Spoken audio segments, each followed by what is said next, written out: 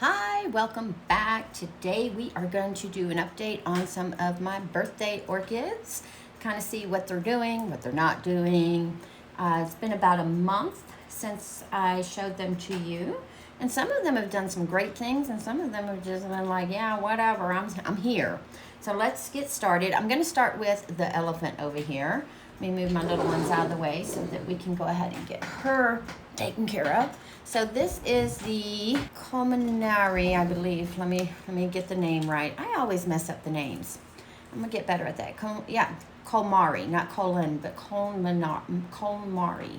Let me show you the tag. I don't know how much of a focus that'll be, but I'll also put it down here somewhere for you. Now she is still in the original setup that I got her in, which is, move real quick. So she was in a basket, and they put her in this pot with some bark around her, and it looks like small bark, so she's still in that. So she does get watered about every 2 days. I just sit her in some water for a few hours and then put her back. I don't water her every day, but the leaf that she was growing, let me move this up a little bit. There we go. The leaf that she was growing is getting larger, and then she's also producing a new leaf right here rather quickly. I don't see any root growth. However, the aerial roots that she has here all have little growing tips on them, and I haven't decided what I want to do with her. There's so many different ideas that I have. I just haven't settled on one. I have this very unique mount that was used to make a mask of my mother-in-law when she was in the hospital with cancer, that I was thinking of repurposing and putting her on there. I don't know. I'll just have to wait. It may be spring before I do anything with her, and it looks like I may need to be watering her more than I am, because if we look down here, do you see how she's starting to dry out in the leaf area here? See the little wrinkling? Yeah, so I'm gonna have to either put some moss in there to help hold the moisture in a little bit longer, or water her every day, which is something I'm trying not to do. Let's talk about Kingadam here. So Kingadam deliciosum variation hookeriana, aka Phalaenopsis hookeriana variation. Phalaenopsis deliciosa variation hookeriana. But this is the original name, as I told you guys in the last video when we looked at these. So she is in a moss setup. It is all moss in here. There are some slots for air holes. I do keep a little bit of water down here at the bottom for humidity, because they do like their humidity. And I actually have this one in a little bit lower light than I had the previous, and I'm loving the way she's looking. Like, her leaves are darkening up, but I like that. And then this new leaf that she was coming with has grown quite a bit in the last month. I'll post the unhaul birthday video below so you can kind of see what she looked like prior, but that is really good growth, because she is a species type, and as we know, species of any type of orchid likes to grow very slow.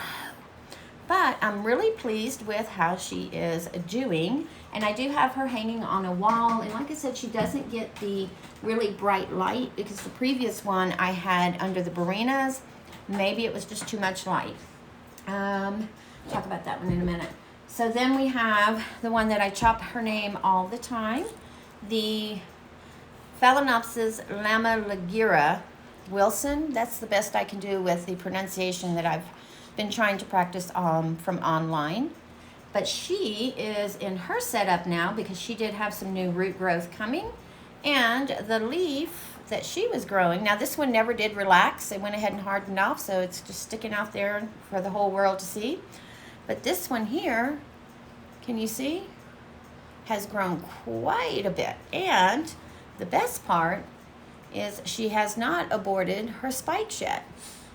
You notice I'm saying yet. I'm just waiting for her to abort them. But this one here is doing well. And then this little small one down here hasn't really, let's see if I can get my hand out of the way. There we go.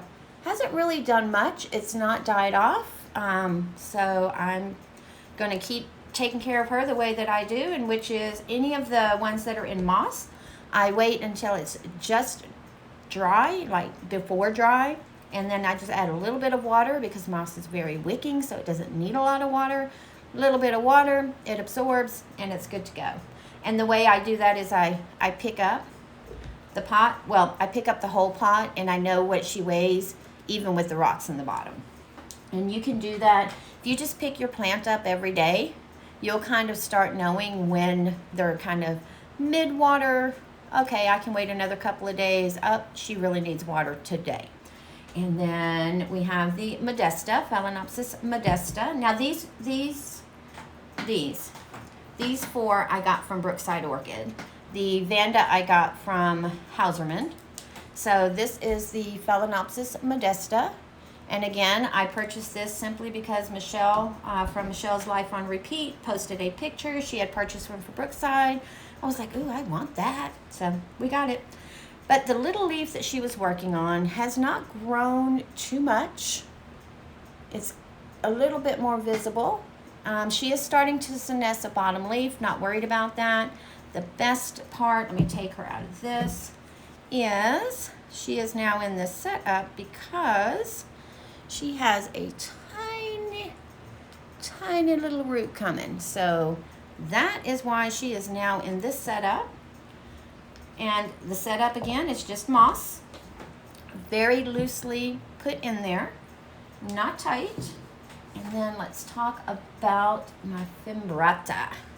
So Miss Fimbrata, let me show you the tag again. So Phalaenopsis Fimbrata is a species from Java, Sumatra, and Sarawak. But, so she did come in spike. She's not growing any new leaves. She is loving her life right now in here. She's not as wobbly as she was initially, so those roots are starting to lock in. But, and I've shown this to you before, but she's got a bud she is starting on. So we are excited about that. I'm happy that did not blast when I moved her into this setup. Now let's talk about this one, and the Hookeriana I got from Hauserman as well. So the Sumatra I got from Hauserman, and the last time we looked at her, I was not able to pull the tag out because the roots were stuck. So there she is, and look, let me leave the tag out so I can show you. Look at the growth of this leaf. Look at that. It has almost doubled in size in the last month. She is just beautiful. And do you see the new little root coming in right down there? That is why she got her new little setup, and she is in all small bark and perlite. That I got from the Orchid Supply Store. As a matter of fact, all of the media that I've used to repot is from the Orchid Supply Store. And if you'd like to get 12% off of your next order on everything, use the coupon code TRISH at checkout in the coupon gift certificate area. You'll get your 12% off, and don't forget, free shipping. Always love that free shipping, because how many times do you add something to the buggy to justify the shipping? You don't have to do that. You can buy one plant, you can buy one set of pots, you can buy one bag of mix, whether it be bark, perlite, African violet mix. You want to get a decorative pot, one item, free shipping, 12% off, TRISH. Back to the orchids. So she sits on this bench right here, kind of behind the big oncidium, this oncidium here, right down there in the corner. And she is just loving her life down there. Like, look at that leaf. That is just amazing to me how much it has grown. And this root right here is one that she had when I put her in. She had about 4 or 5 roots, so she had a nice healthy root system. And the reason I put her in this and not the moss is because this is what they were growing them in. So sometimes taking a clue on what your orchid comes in will kind of help you decide what what the best media is. Is it always? Absolutely not. Sometimes you have to put it in the media that works for your environment. But since I know small bark and it's a small pot, if I have to water it every couple of days, I'm not too concerned, because I can just take my little water can and a little bowl and pour it, as opposed to pulling out the table, putting out my bucket, you know, how you have to do with the big girls. Now, last but not least, this one is from Brookside as well. This is the Vandopsis parishii crossed back to sibling. Now, I did my research, and she had her little root growing, and they like to be in, you know, airy, open media, not too wet, not too dry, just right. Just like, who is that, Goldilocks? The problem is I'm having to water her every day. That's more than what I'm willing to do every day. One orchid every day. Let's go back to the Vanda. I don't want to water every day. So right now what she's in is just some large bark in a net basket. I think what I may end up doing is taking her out of here, and because she's only been in here for a few days, but she literally dries out within a day. So what I'm thinking I might do is take her out, add a little bit of moss kind of in the middle area, and then this way I don't have to water her every day. Maybe I can get away with the every 2 to 3 days like I do with the Samara. I called it a Sumatra. It's a Samara. Sorry about that. Let me know what you think about the Vandopsis. So this is all we're going to look at in this video. I'll do another video on the other 6 or 7 that we have to look at. I didn't want to make it too long. And if you guys have any of these, how do you grow them? Do you like them? Did you buy them for the blooms or the foliage? Because sometimes we just buy things because the leaves are pretty. And even though these are just green leaves, look at the apple color. Like, they look like, what are those? The Granny Smiths? I don't like apples. Sorry. And with that, you guys have a wonderful day.